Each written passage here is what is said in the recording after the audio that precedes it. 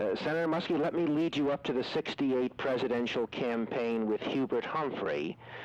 Could you tell us about your overall relationship with Humphrey and how you interacted during that campaign? Well, it was rather a surprise to me that Hubert considered me for that spot. And I first got an indication of that on the night that Martin Luther King Jr. was assassinated. On that night, we were all in attendance at a fundraising dinner held by the Democratic Senate Campaign Committee and the Democratic House Campaign Committee, an annual event in Washington. And I was chairman of the Democratic Senate Campaign Committee and was presiding over that dinner. And Hubert was there, of course, as vice president, and to speak. And we got news. By that time, of course, President Johnson had announced he was not going to run for re-election.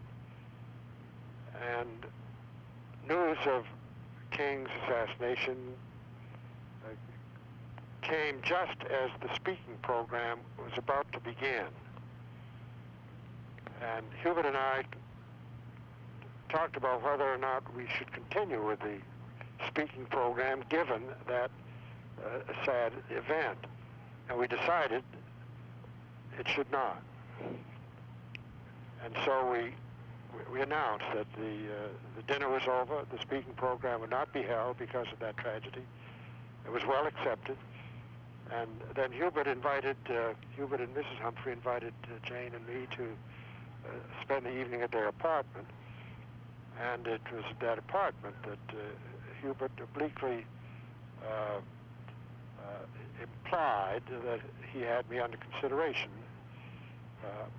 I'm not sure that he had already announced for president, but it was about that time. Yes.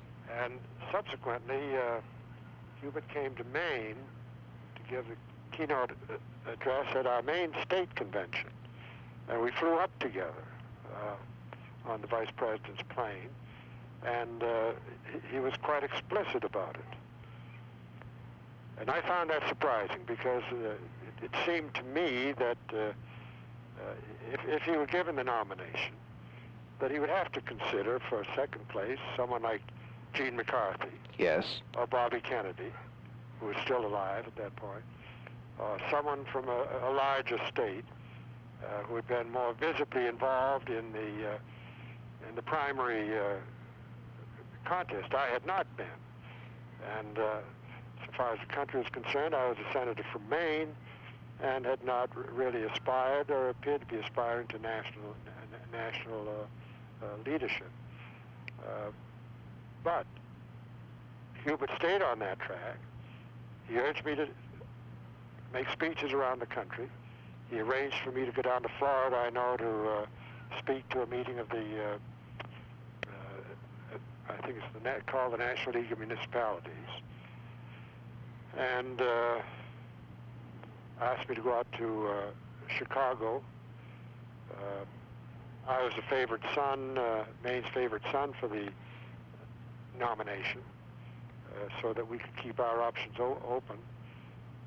And eventually, early in the week, the first week of the National Convention, I withdrew from the favored son role and announced my support for Hubert, which was the first time I announced my support for him. Yes. And he understood all this. He understood I was for him, but that in order to hold our delegation together, I had to, because there were rather strong McCarthy and originally, before Bobby's assassination, Kennedy support in the Maine delegation.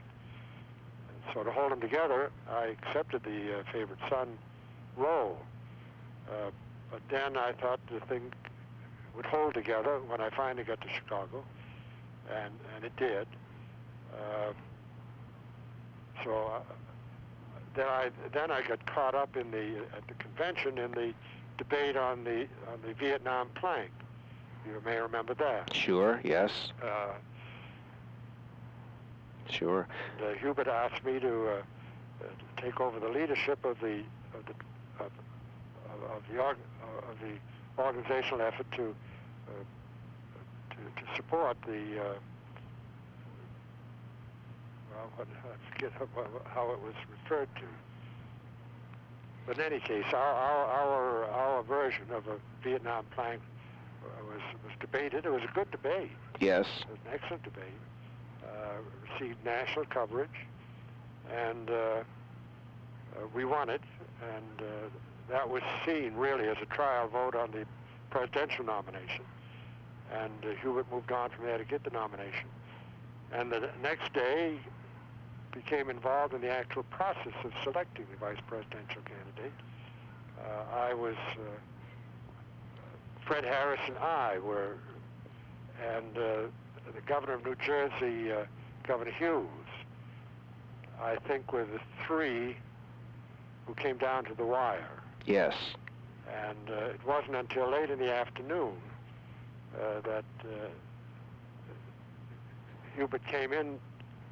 I was up in his suite in one room, and Fred Harris was in another room. And Hubert came in with Fred and said, "Ed, I want you to meet the man." And he paused and said, "Who's going to nominate you?"